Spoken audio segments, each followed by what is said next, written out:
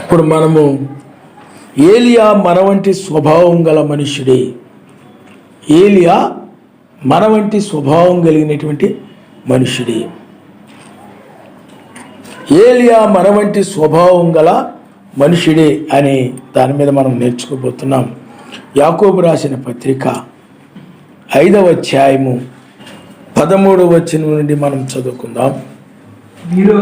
మీలో ఎవరికైనా శ్రమ సంభవించిన అతడు ప్రార్థన చేయవలను. ఎవరికైనా సంతోషము కలిగిన అతడు కీర్తనను పాడవలను.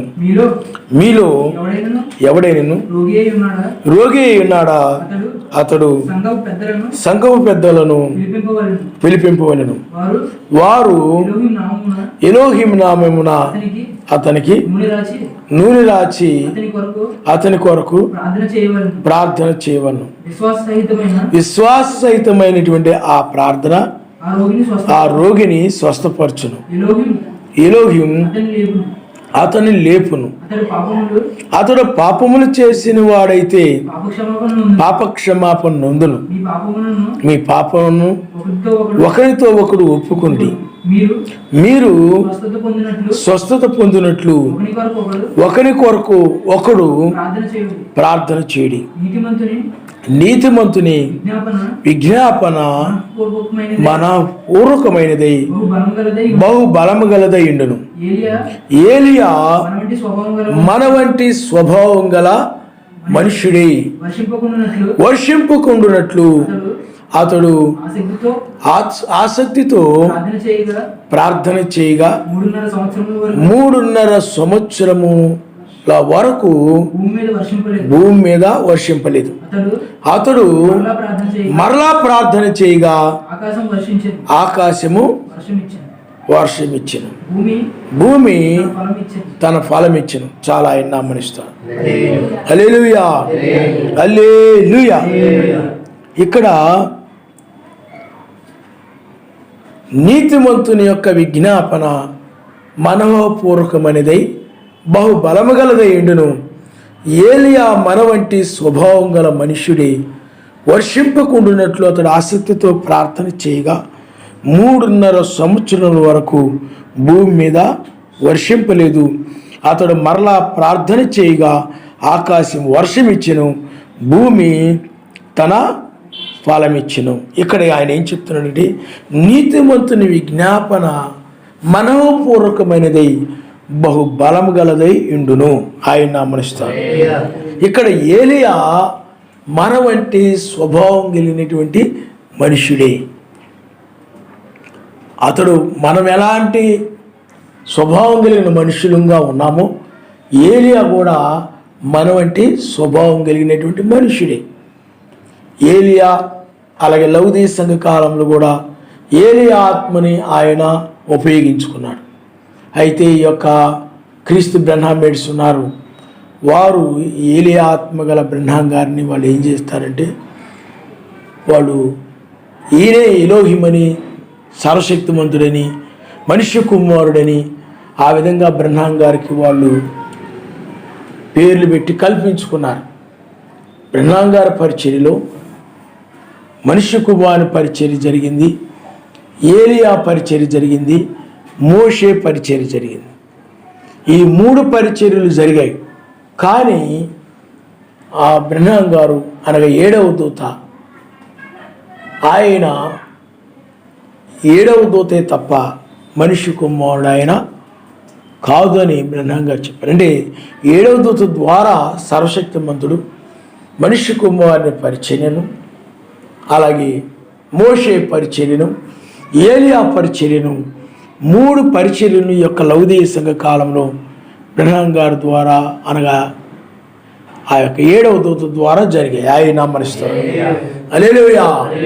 అయితే వీళ్ళందరూ అభిప్రాయపడినటువంటి ఇక్కడ వాక్యం ఏం చెప్తూ ఉన్నదనంటే ఏలియా ఆయన మనిషి కుమారుడని అలాగని వీళ్ళని కానీ చెప్తూ ఉన్నారు. కానీ ఆయన కూడా మనలాంటి మనుష్యుడే, మనమంటే స్వభావం కలిగిన వాడే. మనం ఎలాగా ఆహారం తినే వారంగా ఉన్నాము, నీరు త్రాగే వారంగా ఉన్నాము. మనం కొంత దూరం ప్రయాణం చేస్తే మనం ఎలా అలసిపోతామో ఆయన కూడా అలాగ అలసిపోయాడు, విశ్రాంతి తీసుకున్నాడు. అతడు కూడా మనలాగనే బలహీనతకు గురయ్యాడు, మన తిరిగి ఆ విధంగా మనలాంటి మనుష్య స్వభావం కలిగిన వాడి.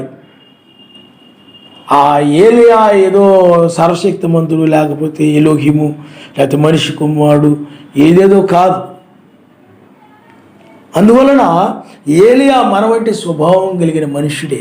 అందుకని ఇక్కడ ఆయన ఏం చెప్తున్నాడంటే, ఏదైనా బాగోవాలన్నా, ఏదైనా స్వస్థపరచబడాలన్నా, లేకపోతే ఏదైనా మీరు మేలు పొందుకోవాలన్నా, లేకపోతే మీరు ఏదైనా ఆయన కార్యాలు చూడాలన్నా, ఇక్కడ ఆయన ఏం చెప్తున్నాడనండి, నీతిమంతుని ప్రార్థన మనవపూర్వకమైనదై బహు బలము గలదయుండును అని చెప్తున్నాడు ఆయన. ఈ మాట మనం చాలా జాగ్రత్తగా గమనించాలి. నీతిమంతుని యొక్క విజ్ఞాపన. ఇక్కడ ఏలియా అతడు ఒక నీతిమంతుడు, అతడు సర్వశక్తిమంతుడు కాదు, లేకపోతే మనిషి కుమారుడు కాదు, ఇంకోటి కాదు. అతడు ఏమై ఉన్నాడు చెప్పండి? నీతిమంతుడు. నీతిమంతుడు అంటే సర్వశక్తిమంతుడు ఏమి చెప్పాడంటే, వాక్యం ఏమి చెప్తా ఉందో దానికి విధేయత చూయించి నడిచేటువంటి వారిని నీతిమంతులు అంటారు. అంటే చాలి కలిగి, ప్రేమ కలిగి, న్యాయంగా, యథార్థంగా, ఇతరులది ఏది కూడా ఆశించకుండా, పొరుగు వారిని దీన్ని కూడా ఆశించకుండా, తను కలిగి ఉన్న దాంతో సంతృప్తి పడుతూ, మీకు అర్థమవుతుందా, న్యాయంగా, యథార్థంగా, అంత నీతిగా ఉండేటువంటి వారు. ఇతడు చాలా నీతిమంతుడు రా. ఇప్పుడు లంచాలు ఎవరు తీసుకోకుండా ఉండేవాళ్ళు మనం ఏమంటాం చెప్పండి? లంచం తీసుకోకుండా ఏదైతే వస్తుందో ఆ వచ్చిన దానితో, ఆ వచ్చిన జీతంతో సంతృప్తి పడి లంచాలు తీసుకోకుండా ఉండి చక్కగా పనిచేసేవాడు కొంతమంది ఉంటారు. అతడు చాలా నీతిమంతుడు రా. అతడు ఈ ఎవరి దగ్గర కూడా ఒక పైసా తీసుకోకుండా అంత నీతిగా అతడు మనం ఆఫీస్కి వెళ్తే పనిచేసి పెడతాడు రా అంటుంటాం మనం. అంటే ఏమిటి చెప్పండి? అతడు నీతిగా. అలాగే మనం సర్వశక్తివంతుని విషయంలో కూడా మనం ఆయన వాక్యానికి లోబడి నడుస్తూ ఉన్నప్పుడు మనం నీతిమంతులంగా ఉంటాం. అలాగే ఇక్కడ ఏలియా కూడా ఏమై ఉన్నాడంటే, సర్వశక్తిమంతుని దృష్టిలో అతడు నీతిమంతుడుగా ఉన్నాడు. అంటే సర్వశక్తిమంతుడు ఎక్కడికి వెళ్ళమంటే అక్కడికి వెళ్ళడం, ఏది చేయమంటే అది చేయడం. నువ్వు ఆ సరస్సు దగ్గర ఉండు, కాకోలముల ద్వారా ఆహారం నీకు పంపించడం జరుగుతుందనంటే ఆ సరస్సు దగ్గర ఉన్నాడు. లేకపోతే అక్కడ ఒక విధవురాలు ఉంది సారపతిలో, నువ్వు అక్కడ ఉండమంటే అక్కడ ఉన్నాడు. లేకపోతే ఇంకో చోటకు వెళ్ళు అనంటే అక్కడ బయలుదేరి వెళ్ళాడు. ఏది చెప్తే దానికి లోబడి, అనగా సర్వశక్తిమంతుడు ఏమి సెలవిస్తే దానికి లోబడి నడుస్తూ ఉండేటువంటి స్వభావం కలిగిన వాడు ఏలియా. అతడు మన వంటి మనుష్యుడే. అతడు పరలోక సంబంధమైన దూత ఏమి కాదు, భూ సంబంధమైన మనుష్యుడు. మీకు అర్థమైందా? భూ సంబంధమైన దూత ఉంటారు, పరలోక సంబంధమైన దూతలు ఉంటారు. ఇతడు భూ సంబంధమైనటువంటి మనుష్యుడు, మన వంటి మనుష్యుడే. కానీ అతడు ఏమై ఉన్నాడు చెప్పండి? నీతిమంతుడై ఉన్నాడు. నీతిమంతుడు అతడు.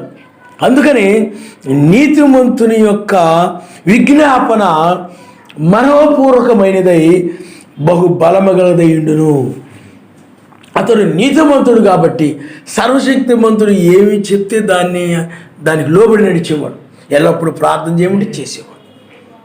ప్రతి విషయం సర్వశక్తిమంతుడు ఏదైనా చెప్తే దాన్ని నమ్మేవాడు. ఏమాత్రం కూడా సందేహించేవాడు కాదు, అనుమానించేవాడు కాదు. సర్వశక్తిమంతుడు ఏదైనా చెప్తే అది జరుగుతుంది, అది నెరవేరుతుంది అని నమ్మి సర్వశక్తిమంతుడికి లోబడి జీవిస్తూ ఉండేవాడు ఏలియా. ఆ నీతిమంతుడుగా ఉన్నాడు కాబట్టి, నీతిగా నడుస్తూ ఉన్నాడు కాబట్టి, ఆ నీతిమంతుడు సర్వశక్తిమంతుడికి లోబడి నడుస్తూ ఉన్నాడు కాబట్టి, అతడు ప్రార్థించినప్పుడు సర్వశక్తిమంతుడు అతడి ప్రార్థనని, అతడు అడిగిన దాన్ని త్రోసివేయలేకపోయాడు సర్వశక్తిమంతుడు. ఎందుకంటే అది బలంగా ఉంది. మనము చాలామందిని చూస్తూ ఉంటాం, వాక్యం ఏం చెప్తూ ఉందో దాని ప్రకారం నడవకుండా, దాన్ని అనుసరించకుండా, దాని ప్రకారం జీవించకుండా, మెస్సయానికి స్తోత్రం స్తోత్రం హల్లెలూయా అని ప్రార్థన చేస్తే, నువ్వు నీతిగా నడవకుండా ప్రార్థన చేస్తే ఆ ప్రార్థనలో బలం ఉండదు. ఆ ప్రార్థన ఆయన సన్నిధి కూడా వెళ్ళదని. అందువలన ఇక్కడ నువ్వు ఒక ఉదాహరణ గమనించాలి. ఒక యజమాని ఉన్నాడు అనుకోండి, ఒక రైతు, పొలం యజమాని. ఆ పొలంలో కొంతమంది పనివారు ఉంటారు. ఆ పనివారు ఆ యొక్క పొలంలో ఆ యొక్క యజమాని ఇదిగో ఈరోజు గడ్డి బేకండి అంటే గడ్డి బేకడం, ఈరోజు రాళ్ళు ఏరేయమంటే రాళ్ళు ఏరియడం, ఈరోజు చెట్టు చుట్టూ ఆ యొక్క ముళ్ళ కంచి ఏమంటే వేయడం, అది ఈరోజు ఆ మొక్కలకు నీళ్లు పోయండి అంటే నీళ్లు పోయడం. ఇంకా ఆ యొక్క యజమాని, ఆ పొలం యొక్క యజమాని ఏం చెప్తే దాన్ని వాళ్ళు చేస్తూ ఉన్నారనుకోండి, అప్పుడు వాళ్ళకి ఏదైనా అవసరమైనప్పుడు ఆ యజమాని దగ్గరికి వెళ్ళి, అయ్యా ఇలాంటి మేము చాలా ఇబ్బందుల్లో చాలా కష్టాల్లో ఉన్నాం, మీరు మాకు సహాయం చేయండి అంటే ఆ యజమాని ఏం చేస్తాడంటే వాళ్ళని త్రోసివేయలేకపోతాడు. కారణం ఏమిటంటే నేను ఏది చెప్తే వీళ్ళు దాన్ని నెరవేరుస్తున్నారు, నేను ఏది చెప్తే దాన్ని చేశారు వీళ్ళు, కాబట్టి వీళ్ళు ఇంత నమ్మకంగా చేసినప్పుడు వీళ్ళు అడిగిన దాన్ని త్రోసివేస్తే ఏం బాగుంటుందని ఆయన ఏం చేస్తాడు యజమాని చెప్పండి, వాళ్ళు ఏమైతే అడిగారో దాన్ని త్రోసివేయకుండా చేస్తాడు. ఎందుకనంటే ఆయనకు లోబడి నడిచారు కాబట్టి వాళ్ళ యొక్క మాటని ఆ యజమాని త్రోసివేయలేడు అనమాట. బలంగా ఉంటుంది అనమాట ఆ మాట. అయ్యో ఎలా తోసేస్తాం మనం, ఎంత మరి ఏం చెప్తే దాన్ని చేసేటువంటి ఈ యొక్క పనివారికి మనము కాదంటే ఏం బాగుంటుంది అని చెప్పి సర్వశక్తి మా యజమాని ఏం చేస్తాడు చెప్పండి, త్రోసివేయలేడు. అలాగే ఇక్కడ కూడా ఏలియా సర్వశక్తిమంతుడు ఏం చెప్తే దాన్ని నెరవేరుస్తూ ఉండేవాడు కాబట్టి, ఎక్కడికి వెళ్ళమంటే ఏది చేయమంటే దాన్ని చేస్తూ ఉండేవాడు కాబట్టి, అందును బట్టి ఏలియా ఆసక్తితో వర్షము కురవకూడదు అని 3.5 సంవత్సరం వర్షం కురవకూడదని ప్రార్థించినప్పుడు ఏలియా అడిగినటువంటిది ప్రార్థన అంటే ఏంది, ఆయనతో మనం మాట్లాడటం. అది ఆ ఏలియా చేసినటువంటి ఆ యొక్క విజ్ఞాపనను సర్వశక్తిమంతుడు ఏం చేయలేకపోయింది, త్రోసివేయలేక ఆ యొక్క ఏలియా ప్రార్థనని ఆయన అంగీకరించాడు. అంటే ఏలియా ప్రార్థించినట్లుగానే వర్షము కురవకూడదు అంటే 3.5 సంవత్సరం వర్షం కురవకుండా ఆయన ఆఫ్ చేశాడు. ఆయన ఏలియా ప్రార్థించినప్పుడు, ఎందుకంటే ఏలియా ప్రార్థన సర్వశక్తిమంతుని సన్నిధిలో బలంగా ఉంది. ఎందుకు బలంగా? నీతిమంతుని యొక్క ప్రార్థన ఆయన ఇప్పుడు త్రోసివేయడని అర్థం. ఆయన ఏం చెప్పాడు దాని ప్రకారం నడవాలి. నడిచి నువ్వు ప్రార్థించినట్లయితే, నువ్వు అడిగినట్లయితే నీ ప్రార్థన ఆయన ఏం చేయడు చెప్పండి, త్రోసివేయడు. అందుకనే అది బహుబలముగా ఉంటుంది అన్నమాట ఆ ప్రార్థన. ఆయన సన్నిధిలో ఎలా ఉంటుంది చెప్పండి, బలంగా ఉంటుంది. అది ఏదో పెద్ద మనం చూస్తుంటాం కాదనలేదన్నట్టుగా ఉంటుంది అన్నమాట. అయ్యి బాబు ఇది త్రోసివేయకూడదు, ఈ ప్రార్థన మనం త్రోసివేయకూడదు, ఇది కాదనకూడదు, దీన్ని చెయ్యాలి అన్నట్టుగా ఉంటుంది ఆయన. అప్పుడు దాన్ని ఆ విధంగా ఏలియా ప్రార్థనను ఆయన అంగీకరించి ఆ విధంగా నెరవేర్చాడు. అందువలన ఇక్కడ ఏలియా మన వంటి మనుషుడే కానీ నీతిమంతుడుగా ఉండడం వలన సర్వశక్తిమంతుడు ఏలియా ప్రార్థన అంగీకరించి వర్షం కురవమంటే కురిసింది, వర్షం ఆగిపోమంటే ఆగిపోయింది. అంతేగాని ఇక్కడ ఏలియా ప్రార్థన ఆ నీతిని బట్టి అది బలముగా ఉండి ఆ కార్యాన్ని జరిగించాడు. అందువల్ల వర్షం ఆగిపోమ్మనగానే ఆగిపోయింది కాబట్టి, లేకపోతే వర్షం రమ్మనగానే వచ్చింది కాబట్టి ప్రార్థన చేయగానే. అందుచేత ఏలియా మన వంటి మనుషుడు కాదు, ఇతడు ఏలియా సర్వశక్తిమంతుడు అని అంటే కుదరదు. మీకు అర్థమైందా? అక్కడ ఏలియా ప్రార్థించాడు, సర్వశక్తిమంతుడు దాన్ని అనుమతించాడు, అంగీకరించాడు. ఎందుకు అంగీకరించాడంటే ఇతడు నీతిగా ఉండేవాడు సర్వశక్తిమంతుడి దృష్టిలో. ఏ పాపము ఏ దోషము లేకుండా ఆయన దృష్టిలో, సర్వశక్తిమంతుడి దృష్టిలో, అంటే ఆయన వాక్య ప్రకారం నడుస్తూ ఆ విధంగా నీతిమంతుడిగా ఉండేవాడు కాబట్టి ఆ ప్రార్థన ఆయన త్రోసివేయలేకపోయాడు. అందువల్ల ఏలియా ఏమైనాడు చెప్పండి, మన వంటి మనుషుడే, మనలాగనే అతడు కూడా నీతిమంతుడిగా జీవించి అతడు ప్రార్థించినప్పుడు వర్షం కురవమంటే కురిసింది, ఆగిపోమంటే ఆగిపోయింది. అందుకనే అతని యొక్క విజ్ఞాపన మనపూర్వకమైనది, బహుబలము గలదిగా ఉన్నదని బైబిల్ చెప్తాం. అందుకనే మనం నీతిగా నడుస్తూ బలహీనతలో ఉన్న వారి గురించి కానీ దేని గురించి కానీ మనం ప్రార్థించినప్పుడు ఆయన ఏం చేస్తాడు చెప్పండి, ఆయన బాగు చేస్తాడు. బ్రహ్నం గారి పరిచర్యలో బోల్డ్ మంది స్వస్థపరచబడిన వారు ఉన్నారు, చనిపోయిన వారు లేపబడ్డారు, క్యాన్సర్ రోగులు బాగయ్యారు. ఇవన్నీ జరిగాయి. ఇవన్నీ బ్రహ్నాం గారి పరిచర్యలు అంటే మెస్స యొక్క పరిచర్యలు ఎలాగైతే జరిగాయో అలాగ బ్రహ్నాం గారి పరిచర్యలు జరిగాయి. కాబట్టి ఇక్కడ బ్రహ్నాం గారి పరిచర్యలు జరిగాయి అని అంటే బ్రహ్నాం గారు ఆ కాలం యొక్క వర్తమానాన్ని బట్టి అతడు నీతిమంతుడిగా నడిచాడు, ఆ సత్యాన్ని ప్రకటించాడు. అతడు నీతిమంతుడిగా నడిచాడు కాబట్టి సర్వశక్తిమంతుడి దృష్టిలో నీతిమంతుడిగా ఉన్నాడు కాబట్టి అతడు ప్రార్థించినప్పుడు విజ్ఞాపన చేసినప్పుడు సర్వశక్తిమంతుడు ఏం చేశాడంటే అతని విజ్ఞాపనని త్రోసివేయలేకపోయేవాడు. మన వంటి మనుషుడే బ్రహ్నాం గారు కూడా, ఏలే ఆత్మ ఉంది ఆయనలో. కానీ అక్కడ అతడు నీతిగా నడుస్తూ అంటే సర్వశక్తిమంతుడు ఏం చెప్పాడు దాన్ని ప్రకారం నడుస్తూ అంటే మత్స్యాగ సంఘాలకు నువ్వు ఆ యొక్క వాటిలో ఏకీభించకుండా ప్రత్యేకంగా ఉండకుంటే ప్రత్యేకంగా ఉన్నాడు. అదే నీతి, ఆయనకు లోపడమే. ఇదిగో నామంలో బాప్తిజం పొందాలంటే బాప్తిజం పొందాలి, ఆ సత్యాన్ని ప్రకటించమంటే ప్రకటించడం. ఆ విధంగా అతడు నీతిమంతుడుగా ఉన్నాడు కాబట్టి అతడు ప్రార్థించినప్పుడు సర్వశక్తిమంతుడు ఏం చేశాడు, అతడు ప్రార్థన బలంగా ఉన్న దాన్ని బట్టి త్రోసివేయలేక బ్రహ్నాం గారి పరిచర్యలో అనేక కార్యాలు జరిగాయి. అది ఆ కాలం అలాంటిది కాబట్టి లోకాన్ని తన వైపు తిరుపుకునేటువంటి కాలం కాబట్టి మొదటి ఈడుపు రెండవ ఈడుపు. మొదటి ఈడుపు అంటే స్వస్థతలు, రెండో ఈడుపు అంటే హృదయ రహస్యాల బయలుపాటు, మూడో ఈడుపు కూడా జరిగింది, వాక్యము బయలుపాటు జరిగింది. కానీ ఈ యొక్క మూడో ఈడుపు అంటే 7వ ముద్రకు సంబంధించిన మూడో ఈడుపు బయలుపడలేదు. కాబట్టి అక్కడ బ్రహ్నాం గారు పరిచయం అవన్నీ జరిగాయంటే బ్రహ్నాం గారు చేశారని కాదు, బ్రహ్నాం గారు సర్వశక్తిమంతుడని కాదు, బ్రహ్నాం గారు మనిషి కుమారుడని కాదు. అతడు ఏలి ఆత్మ కలిగిన వాడే, మనలాంటి వాడే. వాళ్ళ తండ్రి ఒక త్రాగుబోతు, బ్రహ్నాం గారి యొక్క తండ్రి త్రాగుబోతు తండ్రి యొక్క కుమారుడు. అతని తండ్రిని బట్టి కూడా అతను అవమానపరిచేవారు. కాబట్టి అలాంటి ఒక త్రాగుబోతుకు పుట్టినటువంటి కుమారుడు అతడు, మనలాంటి మనుషుడే, మనలాగే అతడు కూడా మొదట పాపే, వాళ్ళ తల్లిదండ్రులు పాపులే, పుట్టుకతో పరిశుద్ధులే. ఆయన కనిక గర్భాన్ని జన్మించలేదు ఆయన. ఆ తర్వాత ఆయన్ని తెలుసుకొని ఆయన నామంలో బాప్తిజం పొంది అప్పుడు అతడు పరిశుద్ధుడిగా అయ్యాడు, పరిశుద్ధ ఆత్మను పొందుకున్నాడు, ఆ పరిచర్యకు పిలువబడ్డాడు. ఇవన్నీ బ్రహ్నాం గారి పరిచర్యలు జరిగాయి. అందువల్ల బ్రహ్నాం గారు ఆయన కూడా ఏమైనా చెప్పండి, మనలాంటి మనుషుడే కానీ అతడు సర్వశక్తిమంతుడేమి కాదు. అతడు లేకపోతే ఏదో పరలోకం నుండి వచ్చిన దూతేమి కాదు, భూసంబంధమైన దూత. పరలోకం నుండి వచ్చిన దూత అనగా ఆయన, ఇప్పుడు మన మధ్య నుండి నడిపిస్తుంది ఆయనే. భూసంబంధమైన దూత వెళ్ళిపోయాడు, వాళ్ళు లోకానికి సువార్త ప్రకటించేవారు, 7వ సంఘాలు 7వ దూత. ఇప్పుడు భూసంబంధమైన దూత కాకుండా పరలోక సంబంధమైన దూత వధువుని తీసుకుని వెళ్తున్నాడు. అదే ఆయనే మనిషి కుమారుడు, సర్వశక్తిమంతుడు. ఆయన నామనిస్తాడు. హల్లెలూయా, హల్లెలూయా.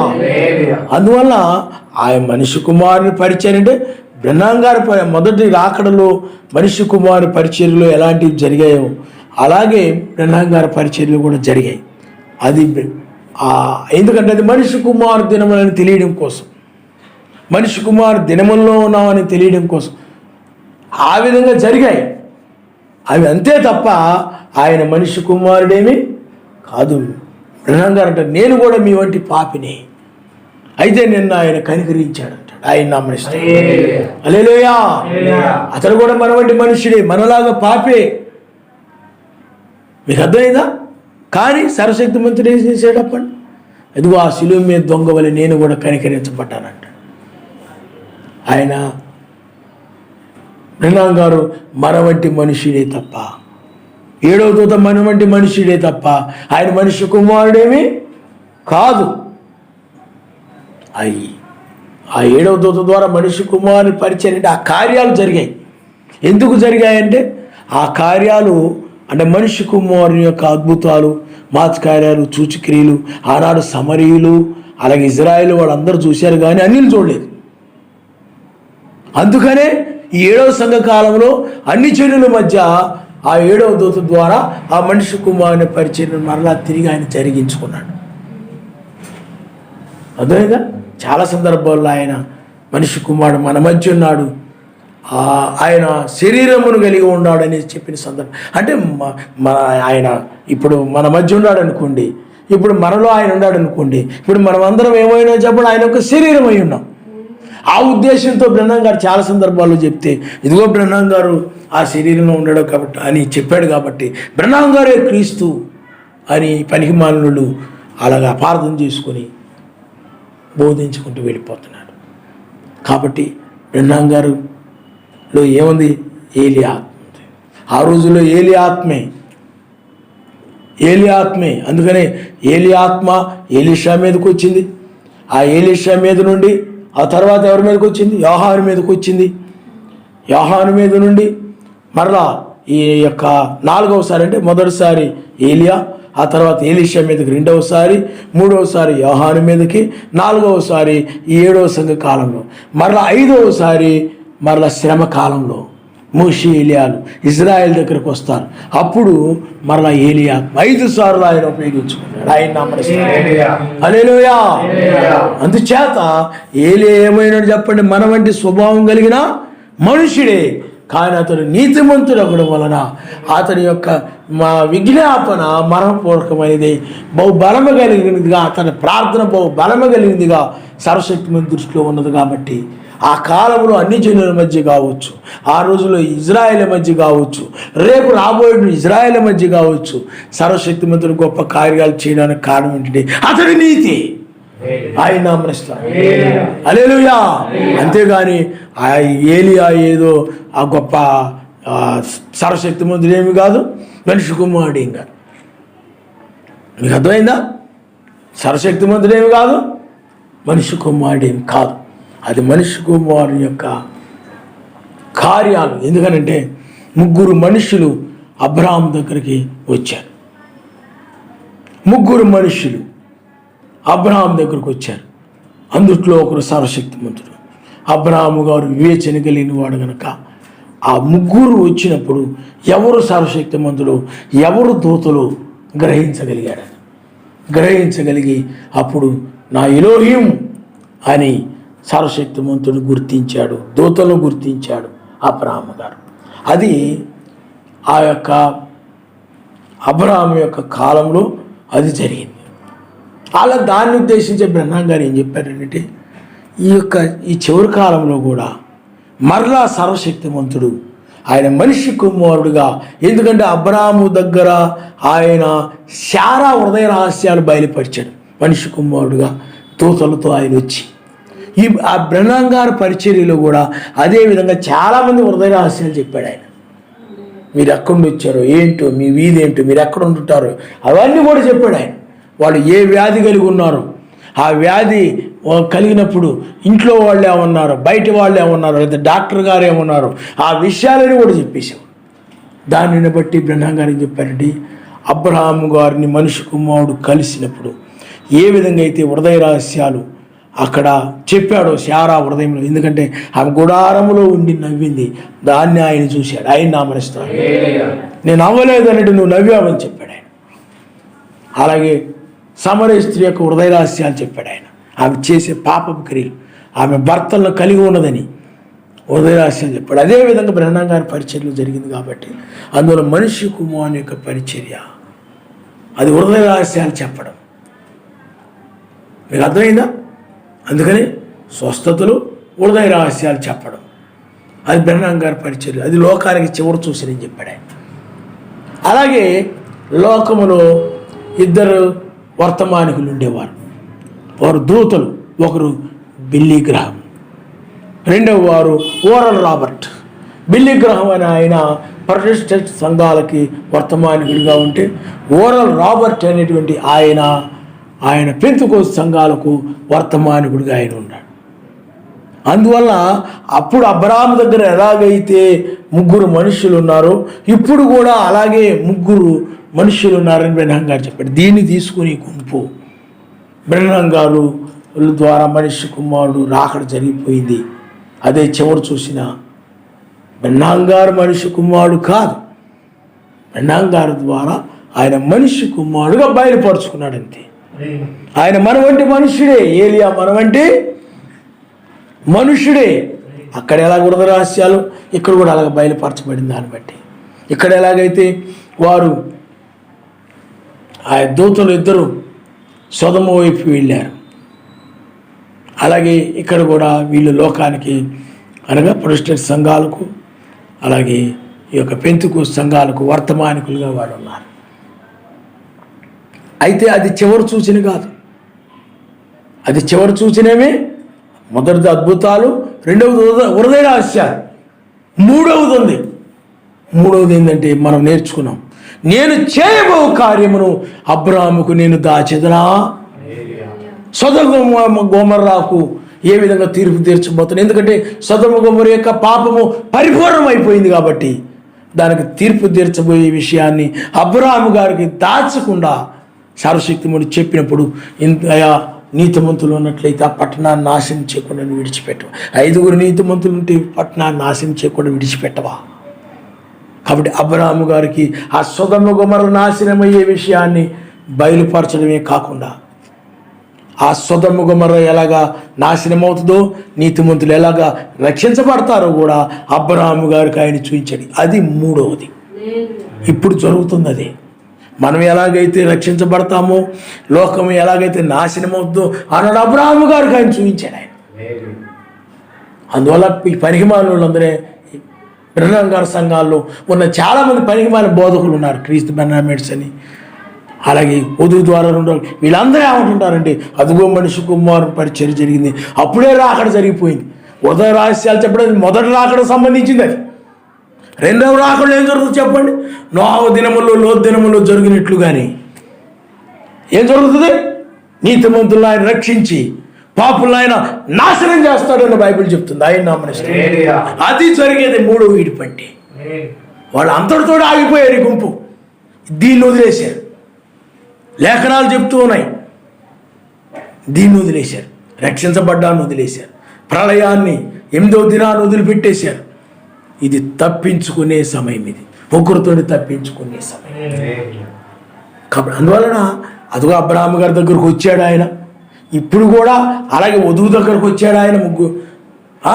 హృదయ రహస్యాలు అప్పుడు ఎలాగైతే బ్రహ్మం గారి టైంలో ఇప్పుడు కూడా అలాగే హృదయ రహస్యాలు చెప్పి రాకడకి జరిగిపోయింది. అది మొదటి రాకడది. అది కానీ రెండవ రాకడ ఏమిటి చెప్పండి? జడ్జిమెంట్. న్యాయాధిపతిగా ఉండి ఆయన తీర్పు తీరుస్తాడని చెప్తుంది. ఆయన బ్రహ్మం గారు కూడా చెప్పాడు, ఆయన న్యాయాధిపతిగా వస్తాడని. ఇప్పుడు ఆయన న్యాయాధిపతిగా ఉన్నాడు. ఇది రెండవ రాకడండి. ఉదయ రహస్యాలు అబ్రాహాం దగ్గరకు వచ్చి చెప్పిన దాన్ని అది రెండవ రాకడ అనుకున్నారు ఈ పనికి మాలోళ్ళు తెలియక. అది రెండవ ఈడు పని. మొదటి ఈడిపు, రెండవ ఈడు. మూడవ ఈడిపోయిందనంటే అది రెండవ రాకడ, 7వ ముద్ర. అది వాక్య బయలుపాటు అని చెప్పాడు బ్రహ్మం. కాబట్టి ఇప్పుడు రెండవ రాకడ యొక్క వాక్య బయలుపాటు, ఆ రాకడ విషయాలు, ఆ దినము, ఆ జాము, ఆయన యొక్క ఏ విధంగా వచ్చాడో, ఒక రాజ్యముగా వచ్చాడు, ఆ రాజ్యమే చేతి సహాయం లేకుండా తీయబడిన రాయి అని ఈ మర్మములు, వాక్య మర్మములు, రెండవ రాకడ యొక్క వాక్య విషయాలను కూడా బయలుపరచబడటం చూస్తాడు. ఇది 3 ఈడుపు ఆయన. అందుకే మెస్సీ పరిచర్యలు కూడా 3 ఈడుపులు జరిగాయి. మొదటి ఈడుపు, రెండవ ఈడుపు, మూడవ ఈడుపు. ప్రధానంగా పరిచర్యలు కూడా మొదటి ఈడుపు, రెండవ ఈడుపు, మూడవ ఈడుపులు జరిగాయి. కానీ రెండవ రాకడ దగ్గరికి వచ్చేటప్పటికి ఈ 2 ఈడుపులు ఉండవు, 3 ఈడుపు మాత్రమే ఉంటుంది. ఆయన నమ్మనిస్తాడు రెండవ రాకడలు. అందుకని నువ్వు స్వస్థత గురించి అవి ఇవి జరిగినాయా కానీ వాళ్ళు ఇప్పుడు ఈ యొక్క వాక్య పరిచర్యలో కొంతమంది దయ్యం నుండి వదిలిపెట్టబడిన వాళ్ళు ఉన్నారు, చనిపోయిన వాళ్ళు తిరిగి మాట్లాడిన వాళ్ళు కూడా ఉన్నారు. కానీ వాళ్ళు ఈ వాక్యం దగ్గరికి రాలేదు. వాక్య బయలుపాటు అనేది పరిశుద్ధాత్మ ద్వారా కలిగేది. కానీ వాళ్ళు అవి విన్నారు కానీ సత్యాన్ని పట్టుకోలేరు. అందువల్ల ఈ చివరి కాలంలో స్వస్థతలు, అద్భుతాలు, లేకపోతే హృదయ రహస్యాలు ఇవన్నీ జరిగినా కానీ దీన్ని గ్రహించలేరు. పరిశుద్ధాత్మ కలిగిన వారు మాత్రమే. ముందుగా గొర్రెపిల్ల యొక్క జీవ గ్రంథంలో ఎవరి పేర్లు అయితే రాయబడ్డాయో వారు మాత్రమే చివరి కాలంలో ఈ రెండవ రాకడని వాక్య బయలుపాటుని గ్రహించగలుగుతారు. ఆయన నామనిస్తారు. హల్లెలూయా. ఈ వాక్య బయలుపాటుని వధువు మాత్రమే గ్రహించగలుగుతారు. మిగతా వాళ్ళు ఏం చేయలేరు చెప్పండి? గ్రహించలేరు. దీన్ని వదిలేశారు ఈ గుంపు. బ్రహ్మం గారు సంఘాల్లో ఉన్న అబద్ధ బోధకులు. అప్పుడే జరిగిపోయింది అంటున్నారు. అదిగో అబ్రాహాం గారి దగ్గరకు వచ్చాడు కదా, హృదయ రహస్యాలు చెప్పాడు కదా.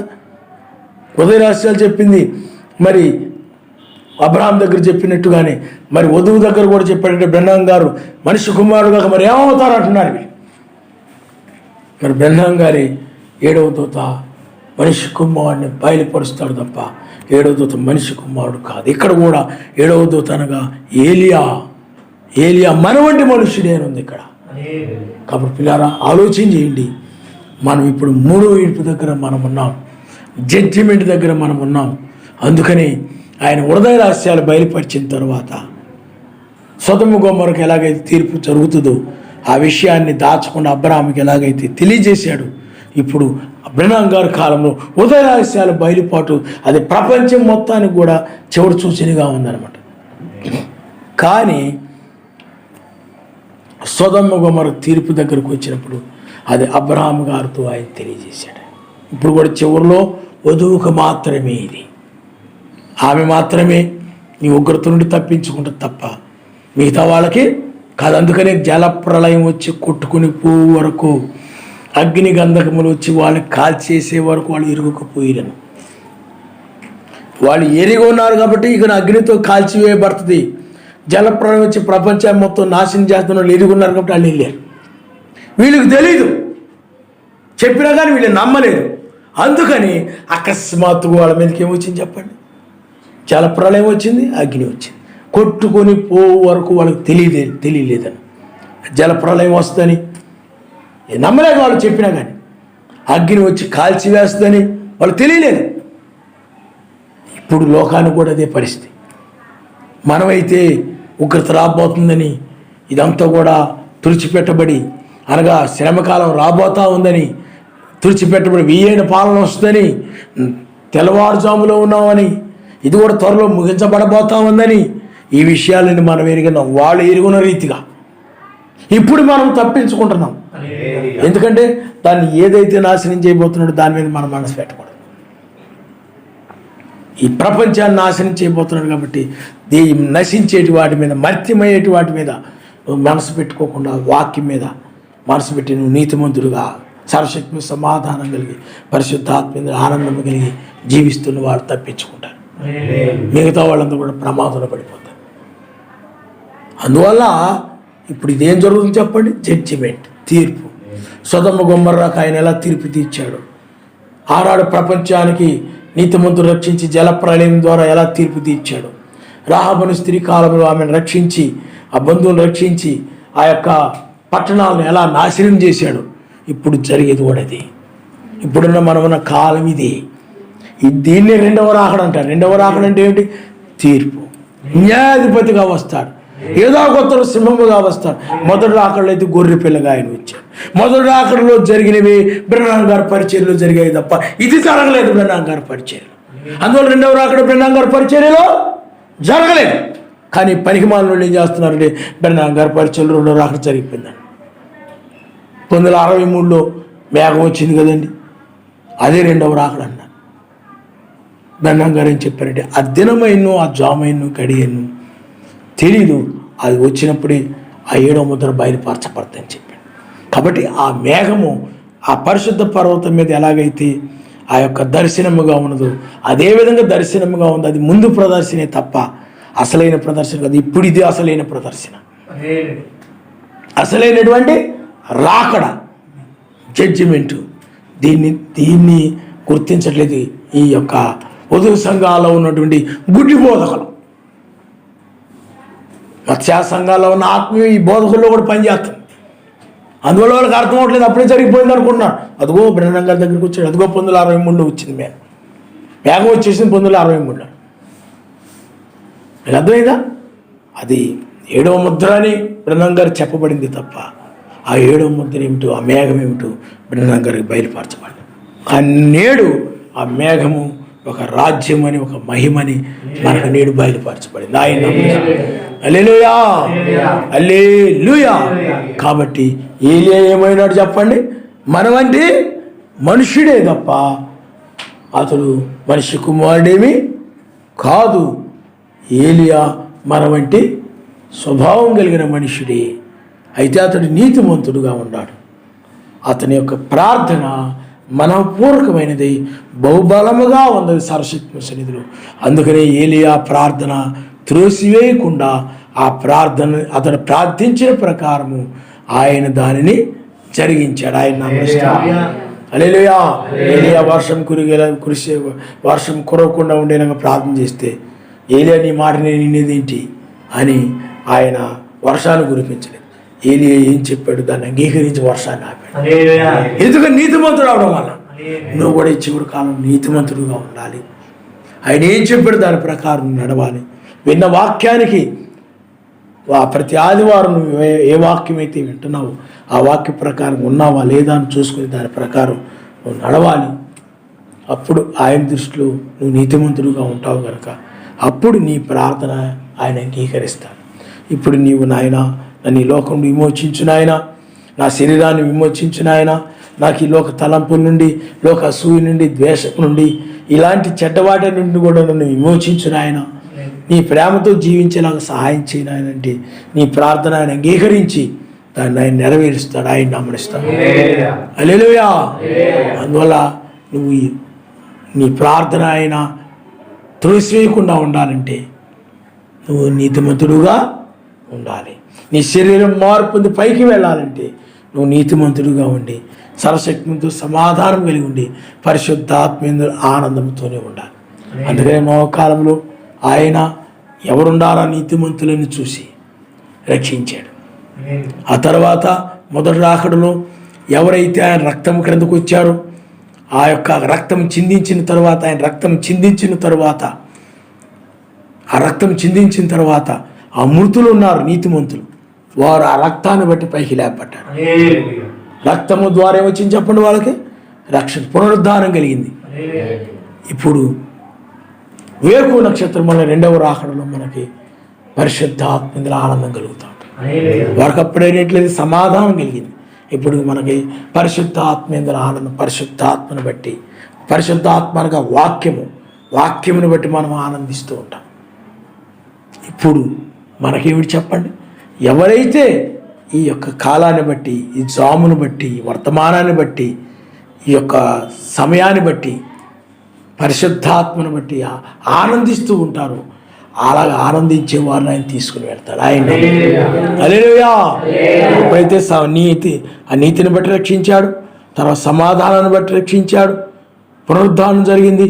ఇప్పుడైతే పరిశుద్ధాత్మ ఆనందంతో ఎవరైతే ఉంటారో లోకానందం అంతా విడిచిపెట్టేసి లోక సంబంధమైన వాటిని ఆనందించకుండా ఆయన ఎందు ఆనందిస్తూ ఎవరైతే ఉంటారో వారిని మాత్రమే పైకి తీసుకెళ్తారు. అంతేగాని ఆయన నమ్ముకొని లోకానందంతో ఉండి అలాంటి వాళ్ళందరూ విడిచిపెట్టబడతారు. ఎందుకంటే అక్కడ ఉండేది ఏమిటి చెప్పండి? పరిశుద్ధాత్మేంద్ర ఆనందం ఉంటుంది ఆయన రాజ్యం. ఆయన నామనిస్తారు అంటే ఆయన బట్టి ఆనందిస్తూ ఉంటారు. ఆయన కలిగి ఉన్నందుకు ఆ రక్షణను బట్టి ఆనందిస్తూ ఉంటారు. కాబట్టి నీతిమంతులుగా ఉండాలి, సమాధానం కలిగి ఉండాలి, పరిశుద్ధాత్మను బట్టి ఆనందిస్తూ ఉండాలి. ఆయన నామనిస్తారు. హల్లెలూయా. కాబట్టి ఏమైనాడు చెప్పండి? మనవంటి మనిషిని. మరి ముద్రలు ఎవరో బయటపరిచారు? ఇలా ఉంటారంటే చాలామంది ఆ మనిషి కుమారుడు బ్రహ్మం గారే, ఆ ముద్రలో బయలుపరిచింది కూడా బ్రహ్మం గారే అని చెప్తూ ఉంటారు. కానీ ముద్రలపై ఎవరు బయలుపరిచారు చెప్పండి? పరిశుద్ధాత్మ. ఆయన నమస్కారం. హల్లెలూయా. బ్రహ్మం గారు ఏమని మన వంటి మనుషుడే ఆయన, కానీ బయలుపరిచేది ఎవరు చెప్పండి? పరిశుద్ధాత్మ. ఆయన గారు. ఇప్పుడు నేను ఉన్నాను అనుకోండి, మనకు అనేక విషయాలు ఆయన బయలుపరుస్తున్నాడు, నేను చెప్పాను అవి పరిశుద్ధాత్మ. ఆయన నమస్కారం. హల్లెలూయా. ఆయనలో ఏలి ఆత్మ ఉంది. ఇప్పుడు ఏమన్నా చెప్పండి? పరిశుద్ధాత్మ అంటే మెస్స యొక్క ఆత్మ. ఆయన నామనిస్తాం. ఆయన ఆత్మే మనల్ని నడిపిస్తాం. ఏలి ఆత్మ వెళ్ళిపోయింది. ఆయన ఇప్పుడు అందుకనే అగ్ని జ్వాలలతో ఆయన వచ్చాడని. అపరంజి అంటే బంగారము దైవత్వానికి సాదృశ్యం అంటే ఆయనే వచ్చాడని. అగ్ని తీర్పుకు సాదృశ్యం. ఇప్పుడు ఆయనే ఈ కార్యము జరిగిస్తూ ఉన్నాడు, ఆయనే దీన్ని బయలుపరుస్తూ ఉన్నాడు. ఆయన నమ్మనిస్తాం. తల వంచుకోండి, మనం ప్రార్థన చేసుకున్నాం. ఏలియా మన వంటి మనుష్యుడే. మనము కూడా ఏలియా వంటి, నీవు కూడా ఏలియా వంటి మనుష్యుడివి. ఏలియా నీతిమంతుడిగా ఉండి ప్రార్థించాడు, అందుకని ఆ విజ్ఞాపన త్రోసివేయబడలేదు. నీ ప్రార్థన కూడా త్రోసివేయబడకుండా ఉండాలంటే, నువ్వు ఏది అడుగుతున్నావు అది త్రోసివేయబడకుండా ఉండాలంటే, నాయన ఈ కాలాన్ని బట్టి నువ్వు నాకు మహిమ శరీరం కావాలి, ఉగ్రతను నన్ను తప్పించు నాయన, పరిశుద్ధాత్మ ఆనందాన్ని నాకు దయచేయి, లోకానందాన్ని నాకు తీసేయి నాయన, ఎల్లప్పుడూ నీ యందు ఆనందించేటువంటి కృపను నాకు దయచేయి. ఇవి నువ్వు పొందుకోవాలంటే ఆయన ఏం చెప్పాడు దాని ప్రకారం నువ్వు నడిచి నీతిమంతుడిగా ఉండి ప్రార్థించినప్పుడు దీన్ని ఆయన పరిశుద్ధ సమాధానమును, పరిశుద్ధాత్మ ఆనందాన్ని నీకు ఆయన ఇస్తాడు.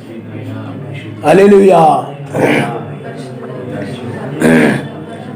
హల్లెలూయా, స్తోత్రం స్తోత్రం స్తోత్రం.